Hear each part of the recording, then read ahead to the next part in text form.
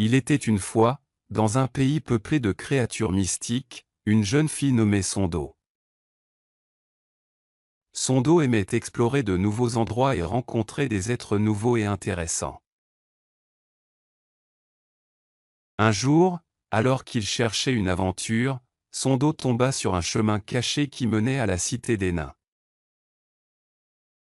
Enthousiasmé par sa découverte, Sondo a décidé de s'aventurer dans l'inconnu et d'explorer la ville.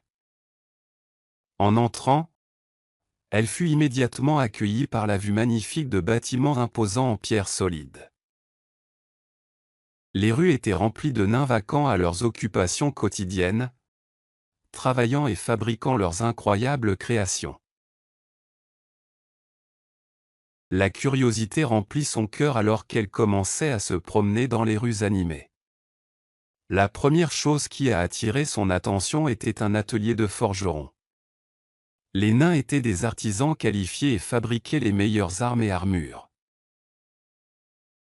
Sondo les a regardés avec admiration alors qu'ils martelaient et façonnaient le métal, créant ainsi de brillantes œuvres d'art. Poursuivant son chemin, Sondo se dirigea vers le centre de la ville, où elle trouva une grande bibliothèque. Les nains n'étaient pas seulement de grands artisans, mais ils étaient aussi sages et compétents. Sondo entra dans la bibliothèque et instantanément, un bibliothécaire nain apparut devant elle.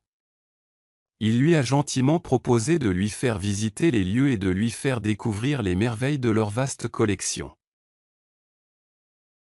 Sondo a été étonné par la variété de livres sur différents sujets, l'histoire, la science et même les sorts magiques. Le bibliothécaire nain expliqua que les nains étaient non seulement doués de leurs mains, mais qu'ils avaient aussi un grand esprit. Ils aimaient élargir leurs connaissances et partager leur sagesse. Alors que Sondo poursuivait son voyage à travers la ville, elle tomba sur un marché animé. Les nains vendaient des pierres précieuses colorées, des bijoux étincelants et des tapisseries exquises. Sondo était fascinée par la beauté et le savoir-faire de chaque objet. Elle a décidé d'acheter un petit pendentif en souvenir de son aventure. Alors que le crépuscule tombait sur la ville, Sondo se retrouva entourée de rires et de musique. Elle suivit le son jusqu'à ce qu'elle atteigne une grande salle, où se déroulait une célébration. Les nains dansaient, chantaient et jouaient de délicieux airs sur leurs instruments de musique. Sondo se joignit aux festivités, dansant et riant avec les nains.